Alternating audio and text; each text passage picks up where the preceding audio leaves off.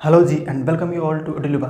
तो आज की क्लास में अपने को देखना है ट्रिग्नोमेट्रिक रेशियोज ऑफ 0 डिग्री को कैसे फाइंड किया जाए। मतलब साइन 0 डिग्री का वैल्यू क्या होता है, कॉस 0 डिग्री का वैल्यू क्या होता है, वो सारा बाकी जो चार है उन सब का कैलकुलेट करेंगे। तो ये कैसे आता है वो प्रोसेस को देखने वाले हैं। तो इसके लिए हमें एक राइट ट्रायंगल चाहिए। हमने एक राइट ट्रायंगल ABC लिया है जिसमें एंगल B जो है वो 90 डिग्री है। अब देखो हमें चाहिए साइन 0 डिग्री की वैल्यू निकालना है, मतलब एंगल में हमें 0 डिग्री चाहिए। तो क्या प्रैक्टिकली एक ऐसा ट्रायंगल पॉसिबल है जिसका एक एंगल 0 डिग्री हो जाए? नहीं ना। तो ये एक स्पेशल केस बनेगा, बस ये करके देखेंगे कि यदि एक ट्रायंगल में एक एंगल 0 डिग्री हो, वो राइट ट्रायंगल ऑब्वियसली होगा, तो क्या सिचुएशन हो सकता है, और उस सिचुएशन में हम ट्रिगोनोमेट्रिक रेशियो ऑफ 0 डिग्री का वैल्यू कैलकुलेट करेंगे। तो देखो इसके लिए क्या कर सकते हैं, ये मान लो ये एंगल A के लिए हम काम कर रहे हैं, इसको ही हमें 0 डिग्री के बराबर करना है। तो क्या हो सकता है, एक पॉसिबिलिटी ये है कि इस BC को छोटा करते जाए। BC को छोटा करते करते एक सिचुएशन ऐसा होगा जो ये C यहाँ तक आ जाएगा। उस केस में ये एंगल घटने लगेगा और घट के वो 0 डिग्री तक हो जाएगा। जैसे देखो ये हमारा ओरिजिनल ट्रायंगल ABC है, ठीक है। मैं इसको छोटा करने जा रहा हूँ ताकि मैं एंगल A को 0 डिग्री के नियरली अबाउट कर सकूँ, और उस सिचुएशन में देखेंगे किस साइड का वैल्यू क्या होता है, और फिर trigonometric ratio of 0 degree calculate किया जाएगा। तो देखो मैंने C पहले यहाँ पर था, अब मैंने थोड़ा छोटा किया BC को, फिर अगले स्टेप में थोड़ा और छोटा किया। तो देखो BC जैसे जैसे छोटा हो रहा है क्या हो रहा है, एंगल A पहले देखो इतना बड़ा था, अब देखो इतना ही बड़ा रह गया।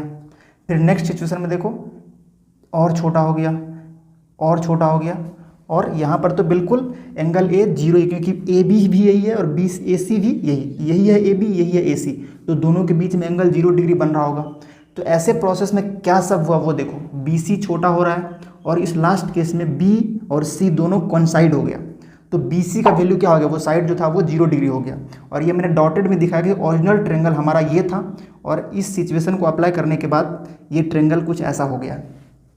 तो वही लिखा हुआ है कि हमने क्या करा है, as angle A gets smaller and smaller the length of side BC decreases. देखो BC का लेंथ घट रहा है और पॉइंट C क्या हो रहा है, B के क्लोज आ रहा है, और ऐसे में AC भी AB के क्लोज हो रहा है। मतलब AC का लेंथ और AB का लेंथ बराबर होते चला जा रहा है, और जब लास्ट सिचुएशन हो उस केस में AB और AC बराबर हो गया है।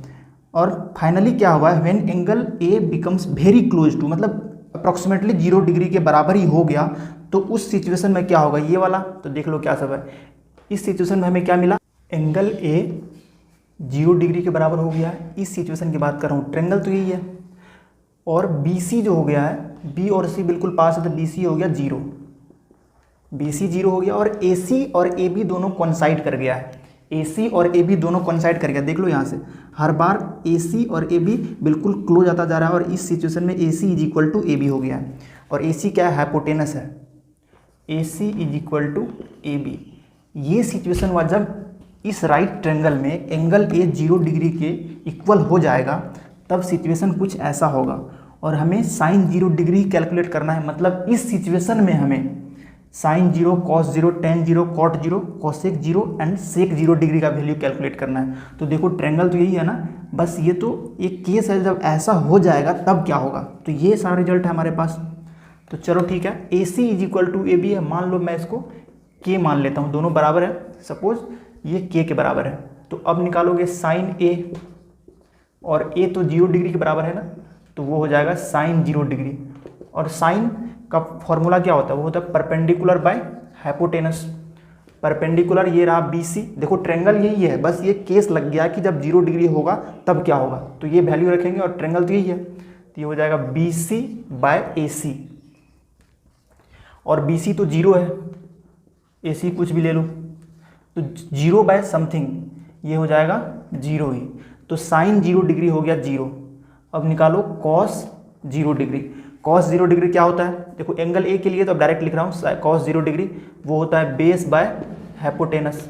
बेस है AB, हाइपोटेनस है AC, और वो दोनों K के इक्वल है, तो K बाय K कैंसिल होके हो गया 1। तो कॉस 0 डिग्री कितना आया, 1।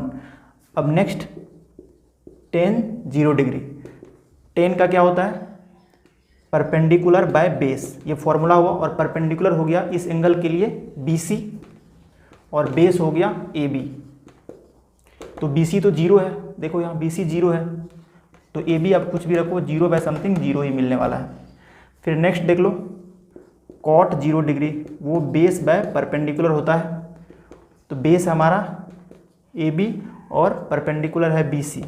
अब देखो ए बी तो जैसा रहा ठीक है, लेकिन बी सी 0 है, तो नॉन निगेटिव या कोई एक रियल नंबर जो 0 नहीं है बाय 0 करोगे तो वो नॉट डिफाइंड होता है। ये हो गया नॉट डिफाइंड, या इसी चीज़ को इन्फिनिटी भी कहते हैं, लेकिन अभी हम लोगों के लिए ये नॉट डिफाइंड ही रहेगा। मतलब समथिंग बाय 0 डिफाइंड नहीं है। बाद में चल के जब 11th में पढ़ोगे ट्रिगोनोमेट्री तो वहाँ पर इसको इन्फिनिटी कहते हैं, ये पता चलेगा। ठीक है, नेक्स्ट अब कॉट 0, अब हम लोग निकालेंगे, 2 बचा हुआ है, sec 0 degree and cosec 0 degree. तो चलो निकालते हैं sec 0 degree. Sec 0 degree angle A के लिए था, तो 0 डिग्री अगर एंगल ए के लिए देखोगे तो वो कौन सा होगा हमारा, वो होता है हाइपोटेनस बाय बेस, और हाइपोटेनस ए सी था और बेस ए बी था। तो ए सी और ए बी ये तो बराबर ही था, ए सी और ए बी बराबर है, दोनों के इक्वल है, तो के बाई के करोगे कैंसिल होके मिलेगा 1। एंड लास्ट बचा हुआ है कॉसेक 0 डिग्री, वो होता है हाइपोटेनस बाय परपेंडिकुलर, साइन का रेसिप्रोकल है ये। तो hypotenuse by perpendicular, hypotenuse A C था, परपेंडिकुलर बी सी था। ए सी रहने तो जैसा है, लेकिन बी सी हमारा 0 है।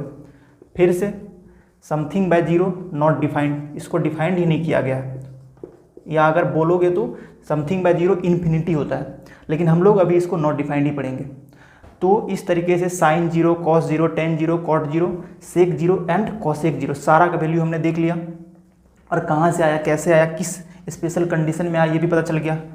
तो यही था 0 डिग्री के सारे ट्रिगोनोमेट्रिक रेशियोज का वैल्यू। चलो फिर मिलते हैं नेक्स्ट क्लास में, थैंक यू।